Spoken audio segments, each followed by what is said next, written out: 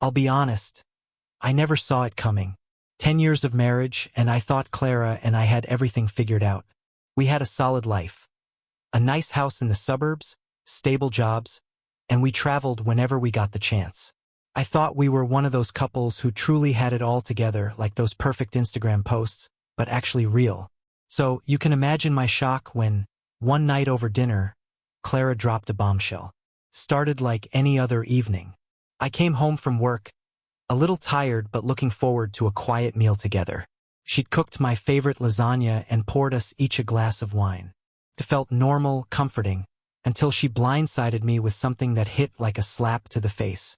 Out of nowhere, she says, "I've been thinking we should spice things up in our marriage. Maybe try something adventurous." I laughed nervously at first, trying to play it off. What, like a new hobby? Rock climbing? Salsa dancing?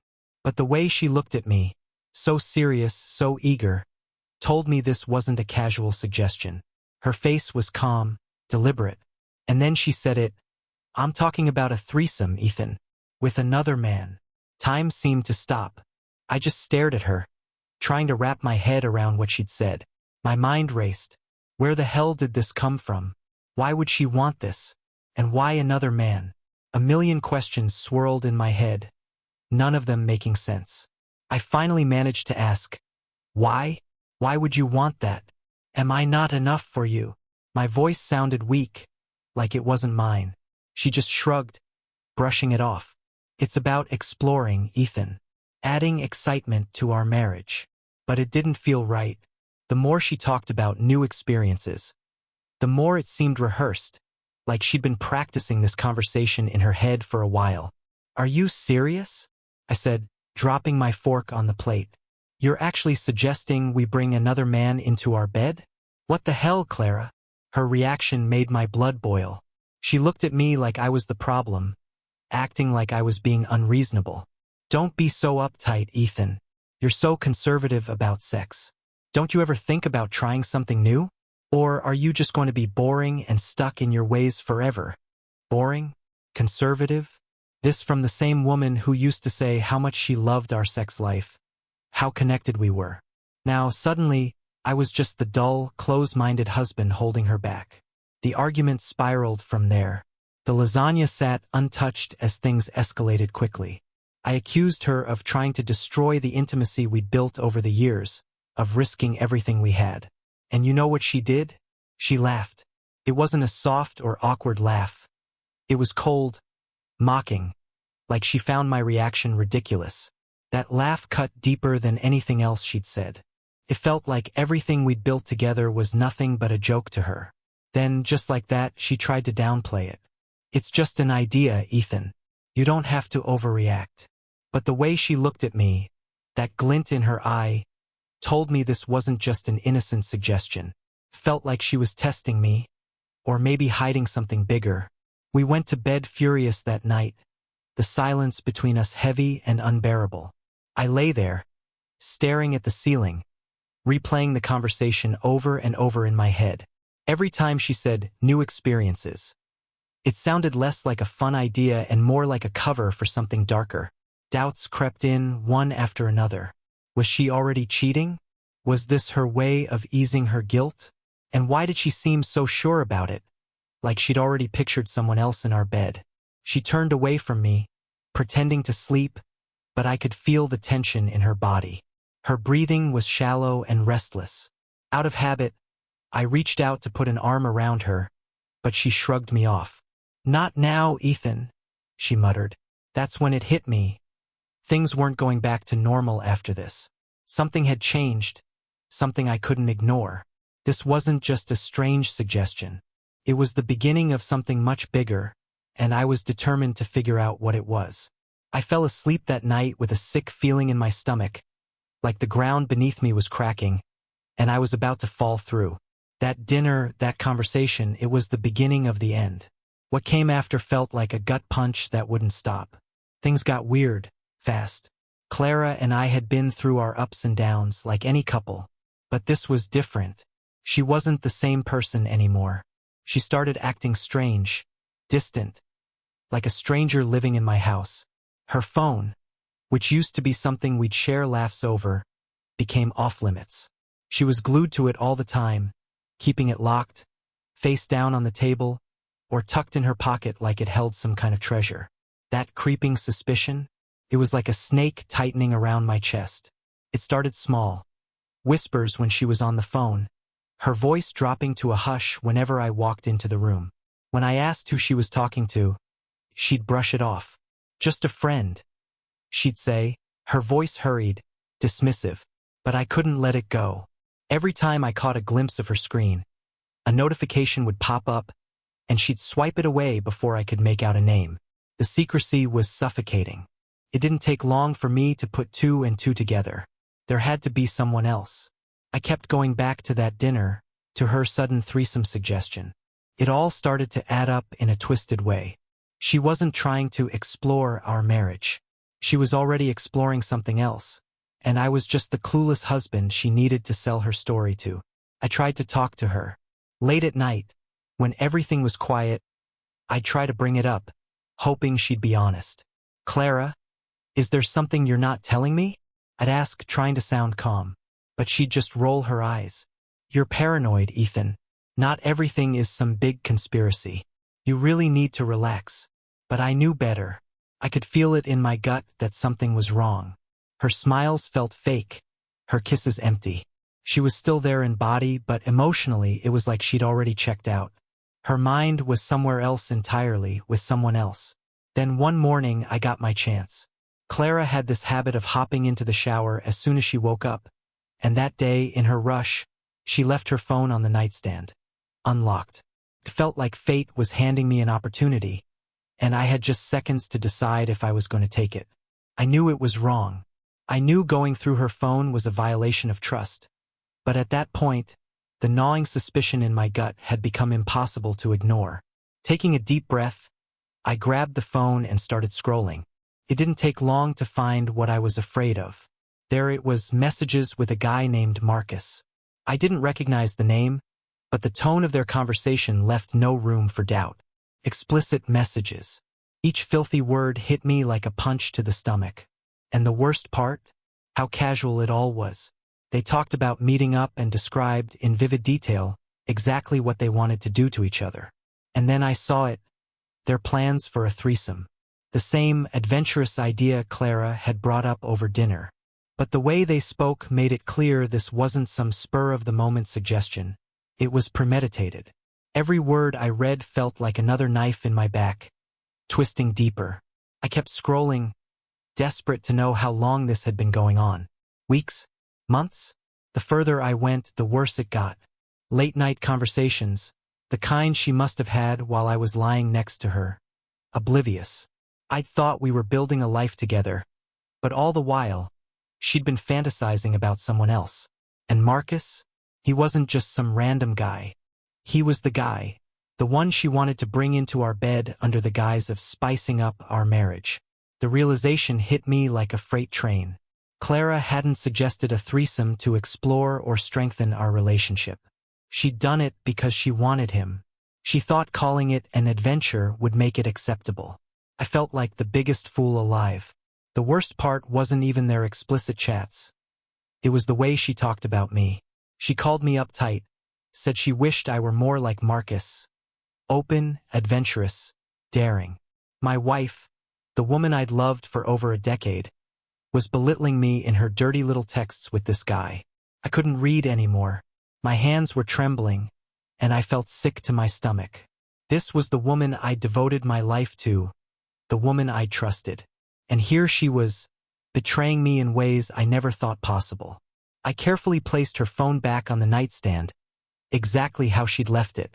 My head was spinning.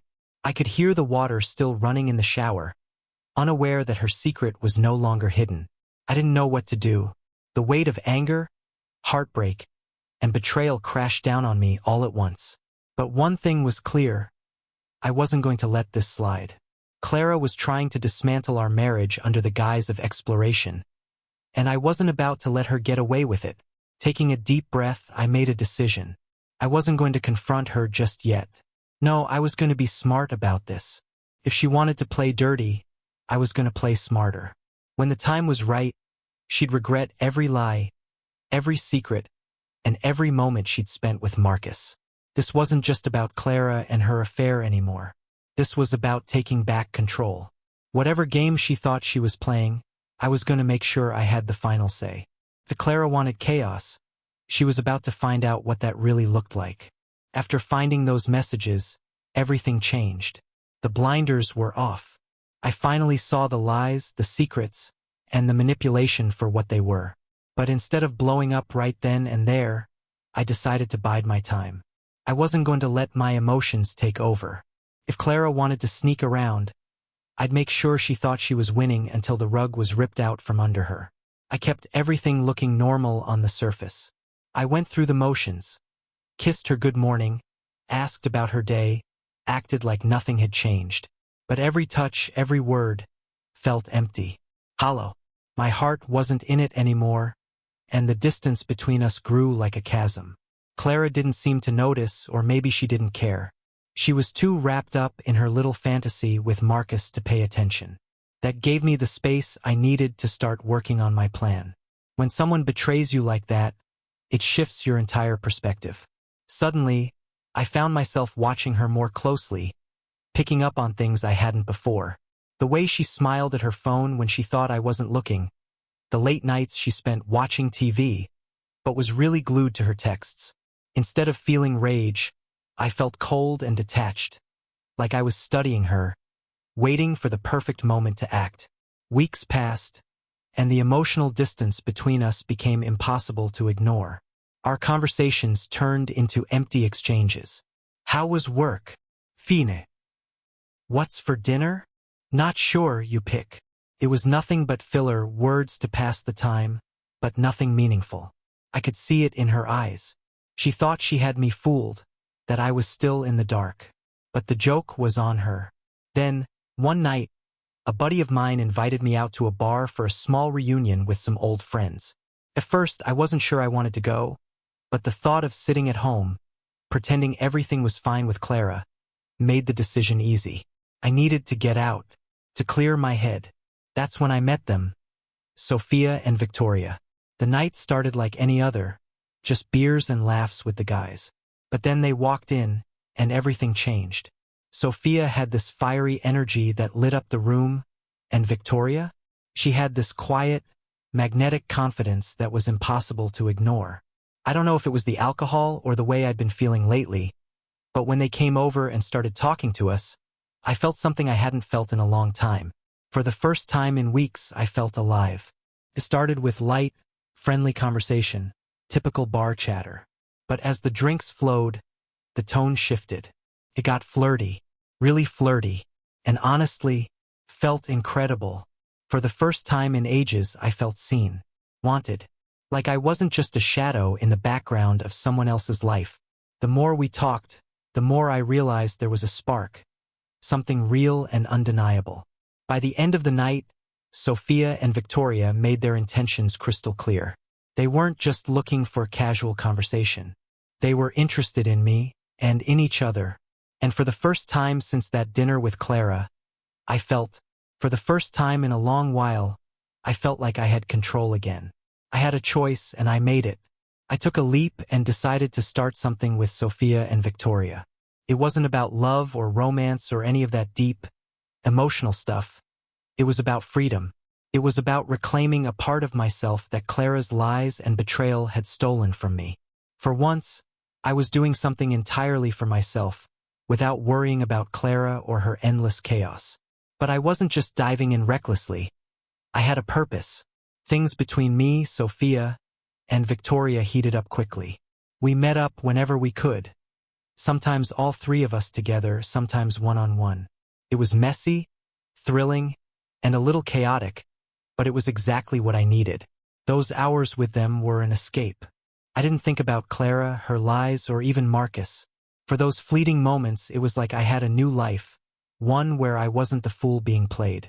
Still, I wasn't just doing this for the fun of it. I had a bigger plan. I started talking to Sophia and Victoria about recording our time together.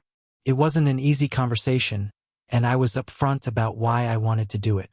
To my surprise, they were completely on board. Maybe they had their own reasons, burned by someone before or just indifferent to the drama.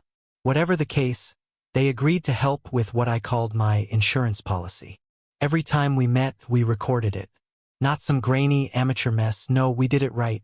Clear, undeniable footage.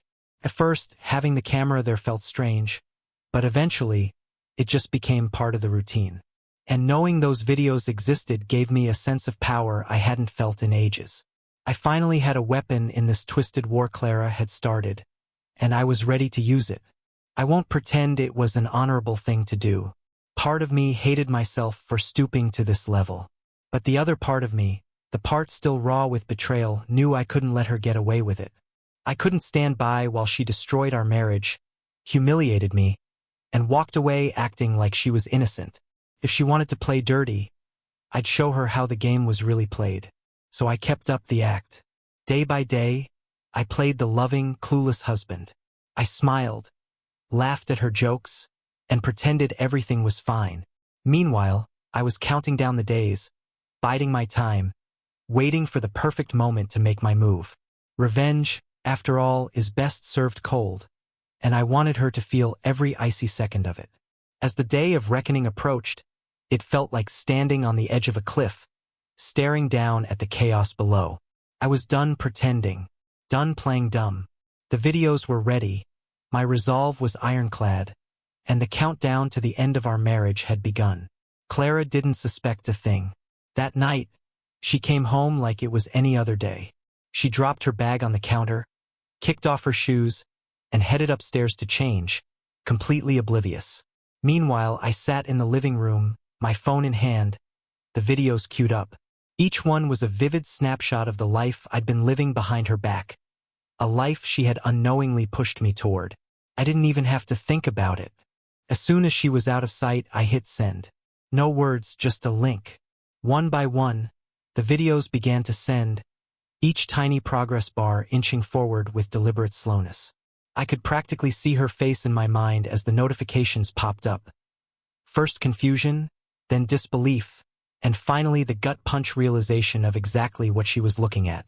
Her phone started pinging from the other room.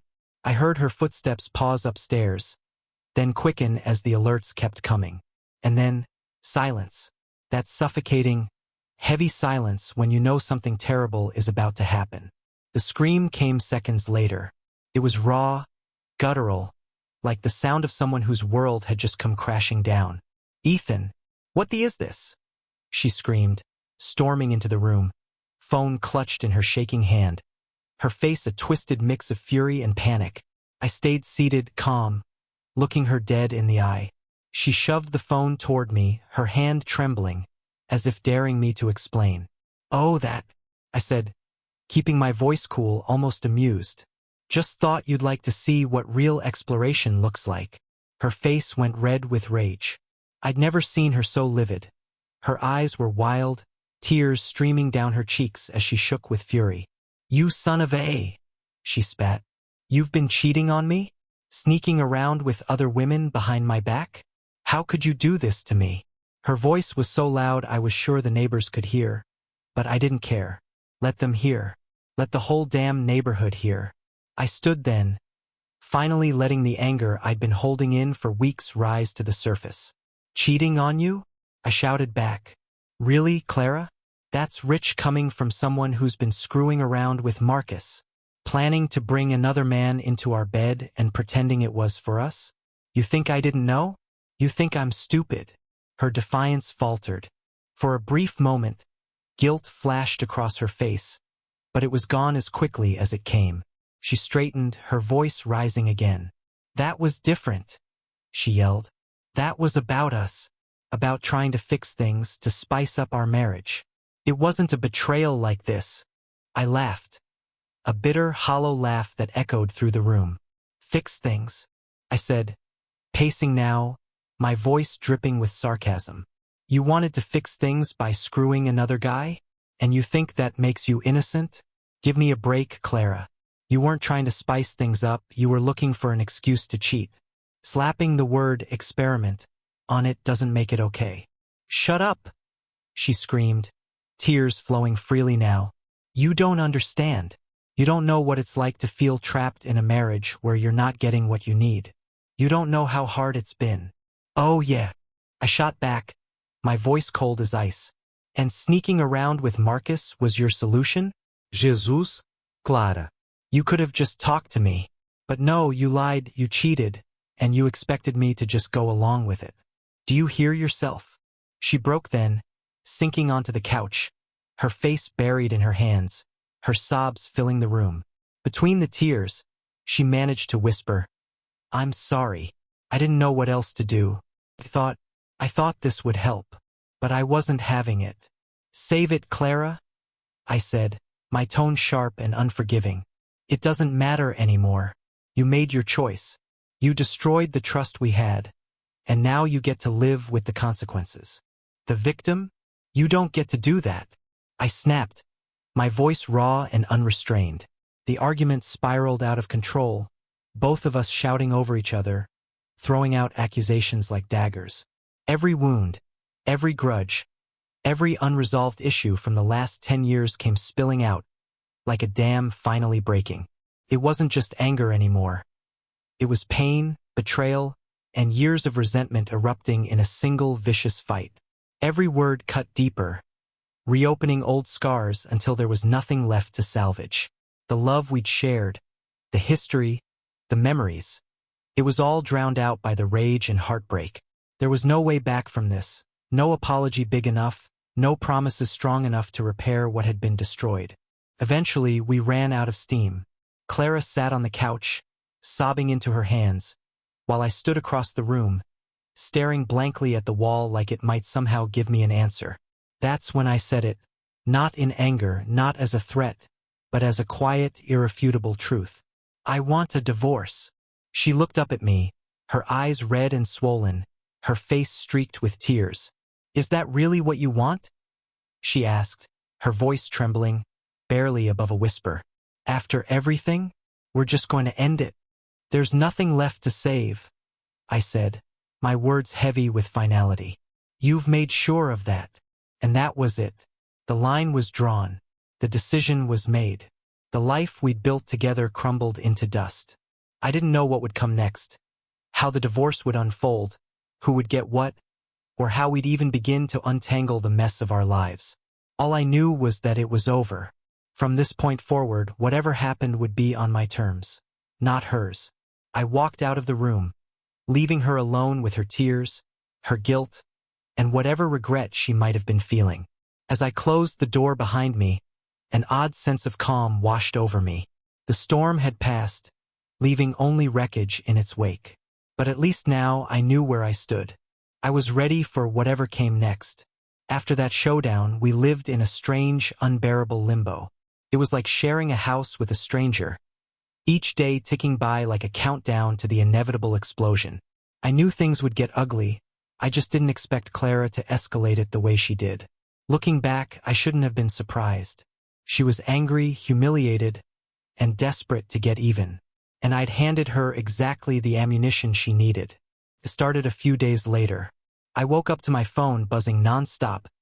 Texts, missed calls, and notifications blowing up my social media.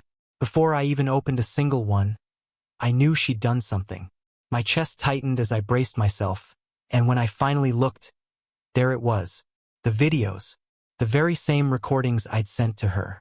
Now they'd been shared with our friends, acquaintances, even her family. It was like she'd been lying in wait, ready to pull the pin on a grenade and destroy what little was left of my reputation. The messages hit like a tidal wave. First came the shock. Friends demanding to know what the hell was going on. People I hadn't heard from in months suddenly interested in the drama.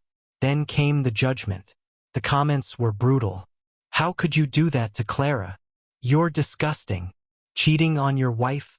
What's wrong with you? For a moment, it felt like the walls were closing in. My phone buzzed endlessly, each notification a fresh reminder of how quickly my life was spiraling out of control. I could imagine the whispers behind my back, the gleeful gossip being passed around at every dinner party or coffee shop we'd ever been part of. For a brief moment, I thought she'd won. She'd managed to humiliate me, paint me as the villain, and shift the spotlight away from her own betrayal. But then something unexpected happened. The dust began to settle, and I started to hear a different side of the story.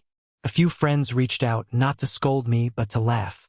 "Man, I had no idea you had it in you," one guy texted, followed by a winking emoji. "Can't say I blame you," said another. "Clara was always a bit much, huh?" It was surreal. The world I thought would turn against me was actually leaning in my favor. A few friends even joked that I'd become a legend. And while they said it in jest, there was an undeniable sense of solidarity, especially from the guys. One close friend, who'd known Clara as long as I had, admitted he'd always thought she was too controlling, that she thrived on playing the victim. Even some of the women in our circle reached out, privately, of course. They told me they understood why I'd done what I did, that they'd seen how Clara had been disrespecting me and pushing boundaries for years. With every message, every word of support, the shame I'd been carrying started to lift. And with it, the guilt. I realized this wasn't as black and white as I'd thought. Sure, I'd made mistakes. I'd gone behind her back. But I hadn't done it out of Clara or recklessness. I'd done it to survive, to reclaim some part of myself in a marriage that had been slowly suffocating me for years. The turning point came when my closest friend, Ryan, called me one night. I was neck deep in the chaos, barely holding myself together. "Listen, man," he said, his voice calm but steady. "I know this feels like a mess right now, but let me tell you something. You didn't ask for this. You didn't start this. Clara dragged you into this crap with her lies. What you did wasn't pretty, but it was justified. You were fighting to get your dignity back." Those words stayed with me. They forced me to rethink not just the last few weeks, but the last few years of my marriage. All the times I'd bent over backward to make Clara happy. All the moments I'd let things slide for the sake of peace. All the sacrifices I'd made for a woman who, in the end, didn't value me or my happiness. Suddenly, everything felt lighter, like I'd been carrying a weight for so long, I'd forgotten what it was like to be free. Even when Clara bombarded me with angry messages, accusing me of ruining her life and humiliating her, it didn't faze me anymore. Every insult she hurled, every desperate attempt to claw back control, only made me more certain that I'd made the right choice. She tried to play the victim, twisting the story to paint herself as the wronged wife betrayed by her cheating husband. But the truth was there for anyone willing to look. The texts with Marcus, the lies, the manipulation, the plans to bring another man into our bed under the guise of spicing things up. No amount of theatrics could erase that. And for the first time in years, I didn't care what people thought. Let them judge. Let them whisper. Let them see the videos. I wasn't living for their approval anymore. I wasn't living for Clara's approval either. For the first time, I was living for myself. Looking back, I know I wasn't perfect. I made choices I'm not proud of. But I wouldn't change any of it. That scandal, that public unraveling of my marriage, was the wake-up call I needed. It gave me the chance to start fresh, to reclaim my life, and to remember what it felt like to truly be free. As for Clara, she's just a chapter in my story, one that's long since closed. Once Clara spread the videos and the drama exploded in our social circle, I knew it was time to officially close the chapter on us. The scandal had dragged everything into the light, leaving no room for pretense. There was no point in pretending anymore. I filed for divorce. It was a decision that felt so clear in my mind, but in practice, it turned into a long, grueling fight. The divorce proceedings were brutal, a full-on war that seemed to drag on forever. Every conversation, every negotiation felt like stepping onto a battlefield. Clara was relentless, determined to punish me in any way she could. She wanted everything. The house, the money, anything that could make me regret daring to break away. Her lawyer was ruthless, tossing out demands and accusations left and right. I barely recognized the woman I'd spent over a decade of my life with. But I stayed calm. I kept my focus. All I wanted was freedom. And the only way to get there was to endure the storm without letting her drag me back into her chaos. I wasn't alone in this fight. Sophia and Victoria were there for me through it all. It wasn't about revenge anymore. They had become my friends, my support system. They reminded me that life without lies and manipulation was possible. They encouraged me to think of the divorce not as a failure, but as the start of something new. And so I started to rebuild. Piece by piece, I began putting my life back together. I picked up hobbies I hadn't touched in years, playing guitar, hiking, and even cooking, which had always been Clara's domain during our marriage. I started traveling, booking spontaneous trips to cities I'd never been to, exploring the world on my own terms. For the first time in years, I was living entirely for myself. Not for anyone else's approval, not for the expectations of someone who had taken me for granted. Of course, Clara kept trying to make things as difficult as possible. She sent me angry texts, full of accusations, calling me the one who ruined her life and dragged our marriage through the mud. But every message she sent only confirmed one thing. Leaving her was the best decision I'd ever made. I wasn't angry anymore, I was just done. She could shout and blame and spin whatever story she wanted.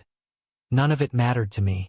Through all the noise, I found something I hadn't felt in years. Peace.